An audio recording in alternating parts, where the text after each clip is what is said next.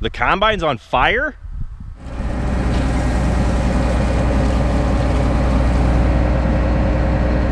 This the one? Is there oil that is that It's a brake drum is what it is. your brake sticking? Right here. I told you that smelled like something was warm. Yeah.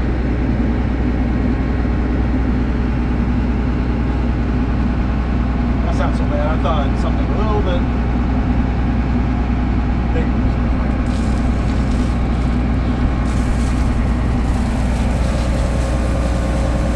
Was it all the way released? Yeah. One on the other side doing it?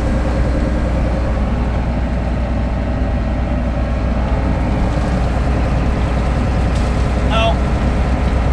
This brake's hanging up on this side. I know on this side is really hard.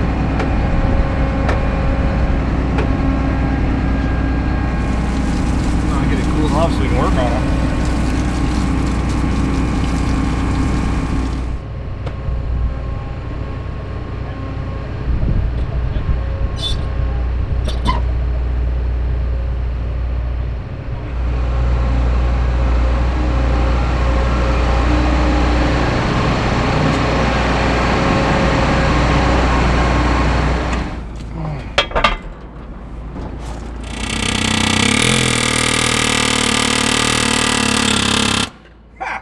Thanks! You're vibrating and it came right off. Hold on.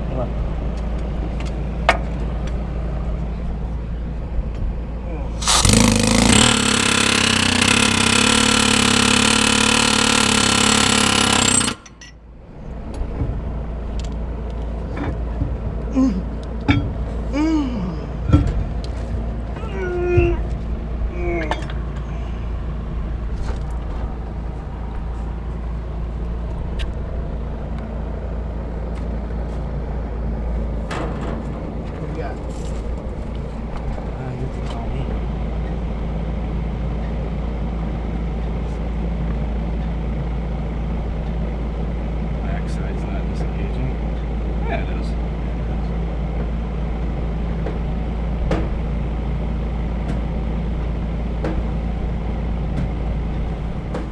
Early prognosis? She's gummy. Gummy?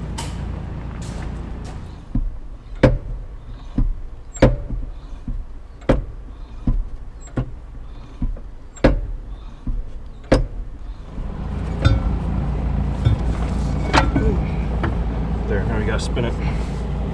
There we go.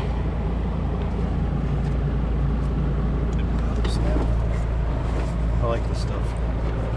Rust release. Works a lot better than the traditional WD-40. Tiki torch fuel. Yeah, essentially. Looks like rain's coming now.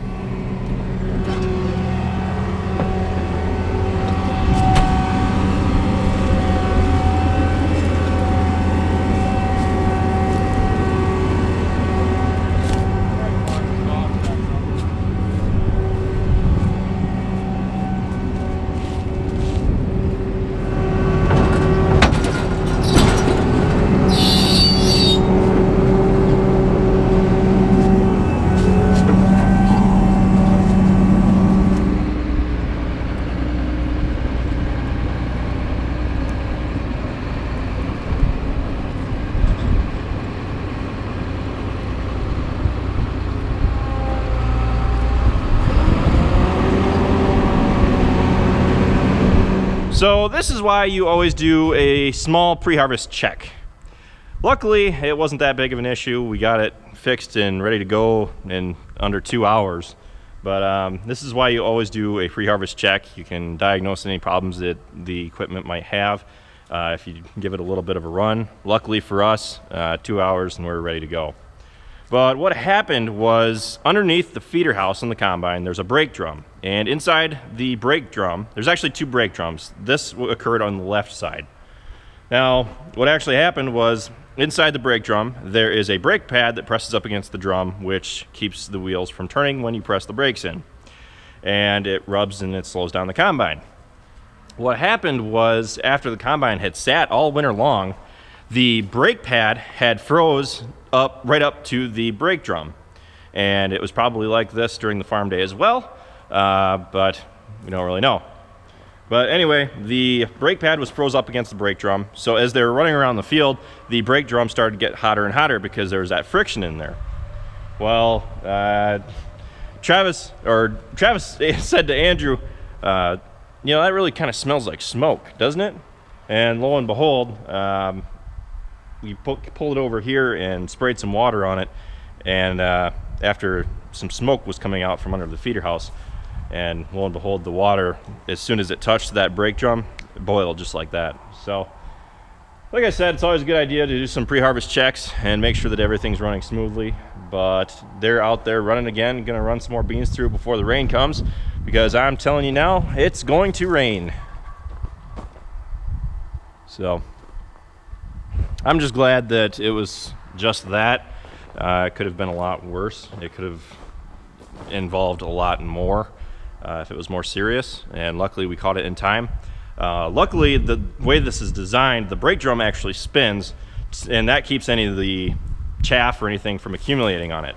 However, a lot of that small chaff underneath there was still kind of smoldering, and it was black, so it helps keep too much chaff from gathering up on it, but it's kind of a serious issue if we were midway through harvest or later into harvest and it was giving us issues like that. That's how accidents happen, and that's how combines start on fire, things like that. So just wanted to let you guys know what's all going on around here. Just thought I'd keep you up to date with what went on. I don't know, I think this harvest should be over fairly quickly if the rain just doesn't decide to turn back on. I'm not sure who turned the faucet off in August, but it's been pretty dry and the crops are pretty dry as well. So anyway, I'll be sure to keep you guys in the loop as this harvest continues, and keep you up to date with all the latest information.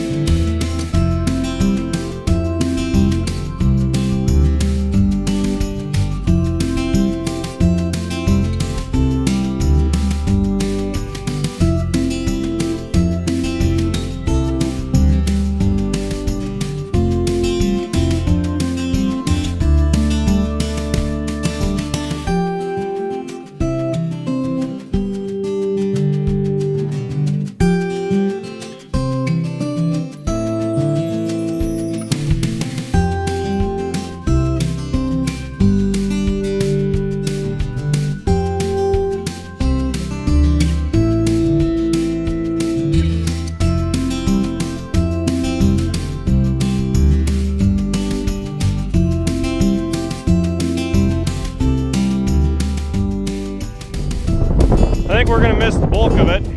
The clouds are actually coming this way, and all this over here is clear. But all of it that's real nasty is up there, like that cloud. And that huge freaking lightning bolt. So, I'm gonna unhook the header cart for the 76, and I'm gonna pull it up to where it's kind of on the level. I don't have to worry about it rolling away. And then I'm gonna hook onto the M&W wagon with the 7600. And I'm gonna stand by and try not to get struck by lightning. So let's keep going. That lightning and rocket was right on my heels. Couldn't figure out why he wouldn't leave my legs alone, but there's another one. There's some pretty good lightning going on over there. I would have gotten a good shot with the drone, but fortunately I was facing the wrong direction. Come on, Rocket. Get in there. You'll be safe. Go on. Come on, dude. If you don't hurry up, we're both gonna get struck.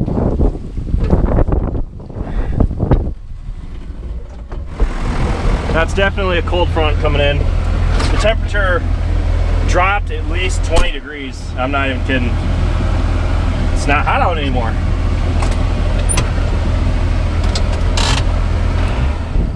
Rule number one, always double check the unloading door. There's some of that graphite paint some of us were discussing.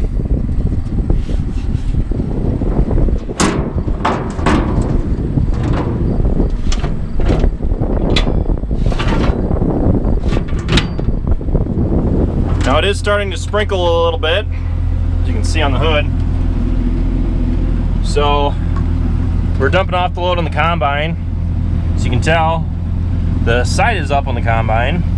I guess there was a bolt that came out, which caused the belt that it was holding in place to rip to shreds.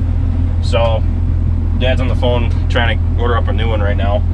But since it's raining, I'm gonna take this back in the shed real quick, and that way kind of keep the moisture off it, because soybeans absolutely suck up moisture if they get wet. So, well, once we get all these problems wrinkled out, then it'll be go time for sure. But it seems like whenever we start up harvesting, there's always something that breaks.